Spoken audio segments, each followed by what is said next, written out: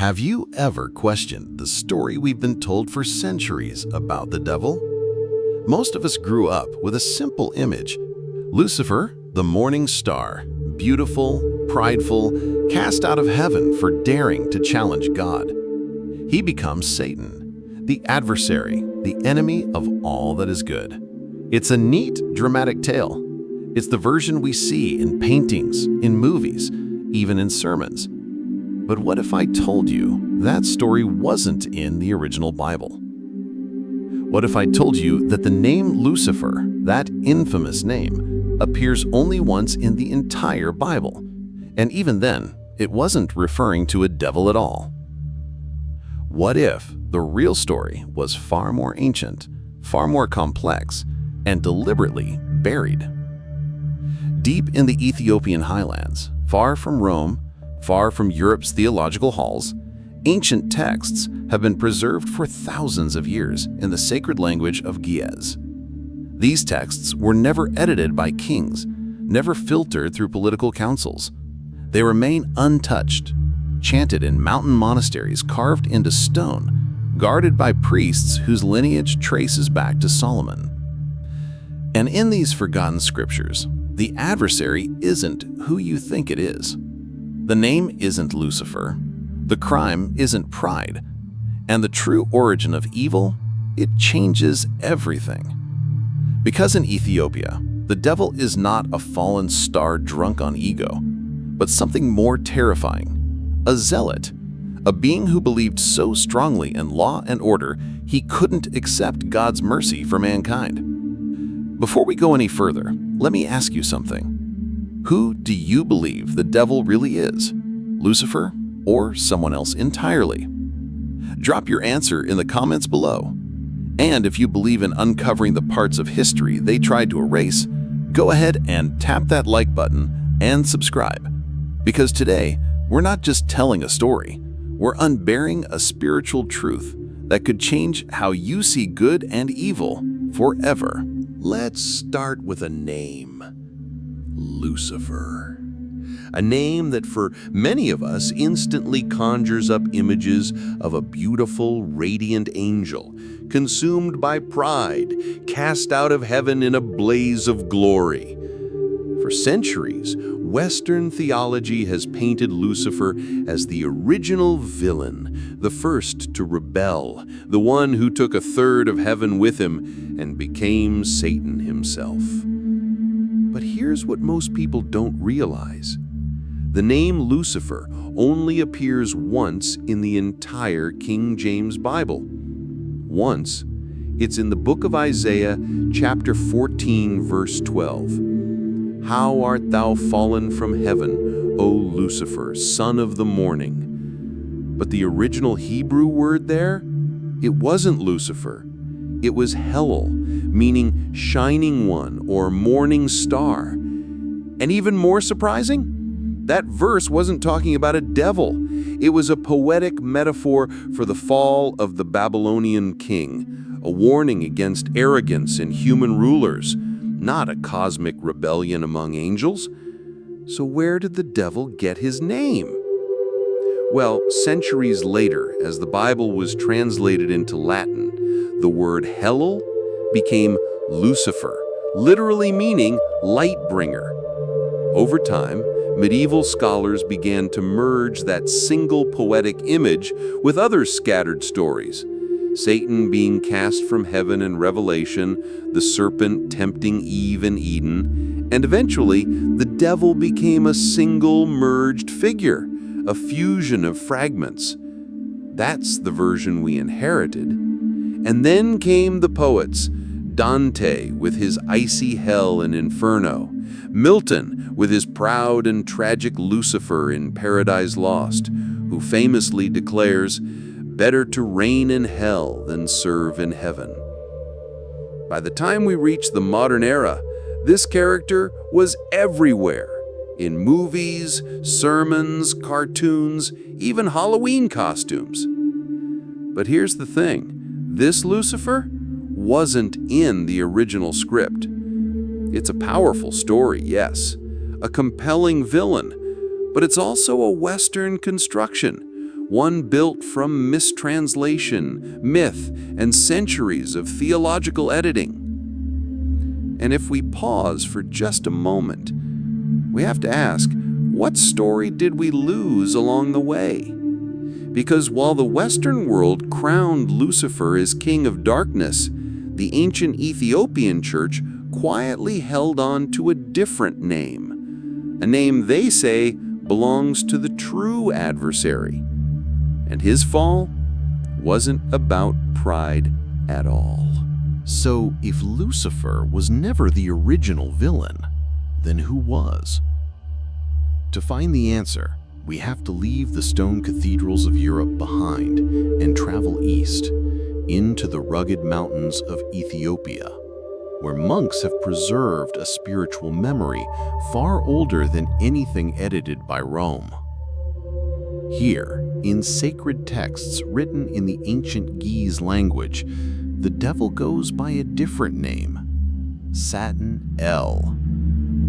You won't hear that name in most Western churches, but in Ethiopia's ancient spiritual tradition, especially in a manuscript called the Kabra Nagast, or the Glory of Kings, and in oral epics like the Conflict of Adam and Eve, Satanel isn't a poetic metaphor or a tragic anti-hero. He's something else entirely.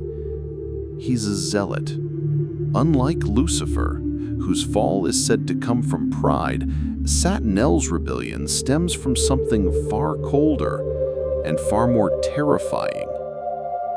He refused to bow to Adam, not because he wanted to rule, but because he believed mankind didn't deserve to be honored at all. According to these texts, God commanded the heavenly beings to bow to Adam, the first human. Satanel refused, not out of ambition, but out of protest. He saw humanity as weak, flesh-bound, flawed. In his eyes, honoring Adam was an insult to the divine order. He believed he was upholding the law of heaven. He believed obedience to God's holiness required rejecting man. And in that belief, he fell. You see, Satanel didn't desire a throne. He desired purity. But it was a purity without mercy. There's a haunting passage in The Conflict of Adam and Eve where Satanel tempts them not with promises of power, but with bitterness. He whispers, "Your Creator has loved you more than his first children. How can that be justice?" It's chilling, because in that moment, Satanel isn't a cartoon villain. He's a spirit so consumed by what he thinks is right that he becomes the very embodiment of what's wrong. And that's what makes him dangerous. Because when evil disguises itself as righteousness, when it wears the robes of obedience, when it quotes sacred law but forgets sacred love, it becomes harder to see and even harder to resist. In the Ethiopian tradition, Satanel's story reminds us, the enemy isn't always the proud. Sometimes it's the purest, the one who clings so tightly to the law, he forgets why the law was given in the first place. And if you think that's unsettling, wait until you meet the others. Because Satanel wasn't alone in his fall.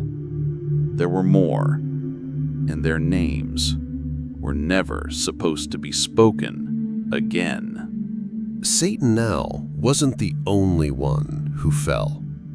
Long before Western Christianity simplified the story of evil into one name, Lucifer, the Ethiopian tradition preserved a much older and more intricate truth. A truth that begins not with one angel, but with a group. They were called the Watchers.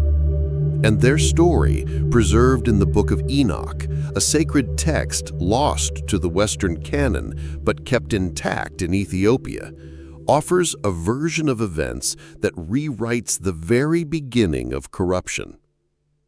According to Enoch, the Watchers were a group of heavenly beings sent to observe and protect humanity. But instead of remaining faithful to their divine role, they crossed a forbidden boundary. They didn't just observe, they intervened. They descended to earth. They took human wives, and they shared secrets that were never meant to be known. These weren't just spiritual lessons.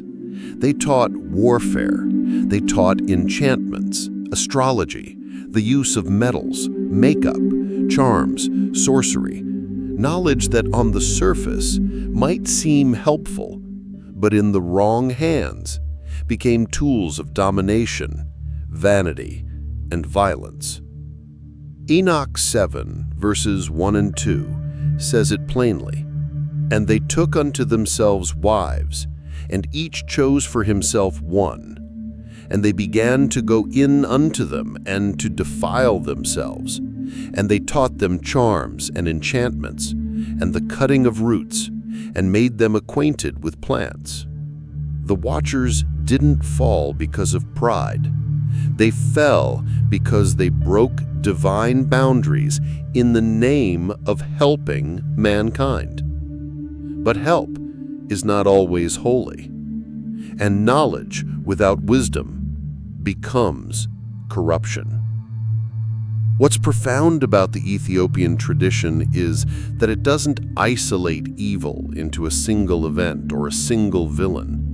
It reveals a cosmic drama, a spiritual ecosystem where even good intentions can go terribly wrong. Satanel rebelled from above. The Watchers fell from within. Together, they represent two faces of the same problem: the misuse of power, either through legalism or through false light. And just like Satanel, the Watchers didn't act alone. Among them were names like Azazel, Sayaza, Mazel, beings once radiant, now remembered in whispers. In the West, their memory was erased, but in the East African highlands, their names are still chanted in prayers, not out of fear, but as a reminder that not all knowledge is sacred, and not every teacher is divine. So why did the West abandon this story? Why was the Book of Enoch locked away, labeled heretical, and banned from the official canon? To answer that, we have to look not just at theology, but at politics. Because the battle over the devil's name wasn't just spiritual, it was imperial. And that's where we go next. Now that we've met Satanel and the Watchers, you might be wondering something very simple but very important. Why have I never heard this before? Why are these names, these ancient beings, these powerful stories completely absent from the Bibles found in most Western homes? Why were they erased? The answer isn't just theological, it's political. You see, as Christianity spread across the Roman Empire, it wasn't only the message of Christ that traveled. It was also the politics of empire. By the 4th century, Christianity had become the official religion of Rome, and that meant it had to be orderly, unified, controllable. So the emperors, especially Constantine, called councils, big ones. Councils like Nicaea in 325 AD, Chalcedon in 451, Constantinople in 381. These weren't just gatherings of holy men. They were meetings of theologians, power brokers, and imperial voices. And their goal was simple: define orthodoxy, exile everything else. Texts that didn't fit the new narrative were declared heretical, mystical, too Jewish, or just confusing. The Book of Enoch, gone. The conflict of Adam and Eve, forgotten. The stories of Satanel and the Watchers, buried under centuries of theological cement. But Ethiopia didn't attend those councils. Far from the reach of Rome's bishops and Byzantine emperors, the Ethiopian Church preserved a version of Christianity untouched by European politics. Their canon wasn't edited by empire. Their priests didn't answer to popes or princes, and so their scriptures remained older, wider, and deeper. But when European colonialism arrived centuries later, those ancient beliefs were dismissed. Missionaries called them backward. Scholars labeled them mythology. The world of Western theology shrank into a single villain, Lucifer, and a single storyline, pride, fall, punishment. The richer, messier, more human story of zealotry, corrupted knowledge, and spiritual rebellion was lost. Or at least it was supposed to be. Because in the highlands of Ethiopia, in stone-carved churches and monastic libraries wrapped in cloth and silence, the old names were never forgotten. There are priests today who can still chant the lineage of the fallen ones in Ge'ez, the language that has survived thousands of years, empires, invasions, and suppression. They chant not for spectacle, not for power, but for memory, because they know the truth is not always preserved by the victors. Sometimes it survives in the margins, guarded by the faithful few who refuse to let it go. And in those margins lies one final truth. Because this story about Satanel, the Watchers, and the war over humanity's destiny isn't just ancient mythology. It's a mirror, and it's pointing straight at us. So why does any of this matter? Why should we care what some ancient Ethiopian texts say about Satanel, or the Watchers, or the forgotten chapters of a story most of the world has already agreed upon? Because the way we understand evil shapes the way we respond to it. In the Western tradition, evil has often been framed as pride. The devil is the narcissist, the one who wanted God's throne. And so, the solution? Humility, obedience, submission. But the Ethiopian view offers something far more unsettling and far more relevant. In their tradition, the root of evil isn't just pride, it's rigidity. It's the refusal to bend, to show mercy, to see value in what seems broken. Satanel didn't rebel to become God. He rebelled because he couldn't accept that God loved humanity, a creature made of dirt, failure, and free will. And doesn't that feel familiar? How often, even today, do we see people hurt others not out of malice, but out of certainty? Religious extremists, corrupt judges, social purists, people who believe they're doing the right thing, even as they destroy lives in the process. That's what makes Satanel's story so dangerous and so important. Because evil doesn't always come dressed in horns and fire. Sometimes it looks like a priest quoting law, a parent demanding perfection, a system that punishes but never forgives.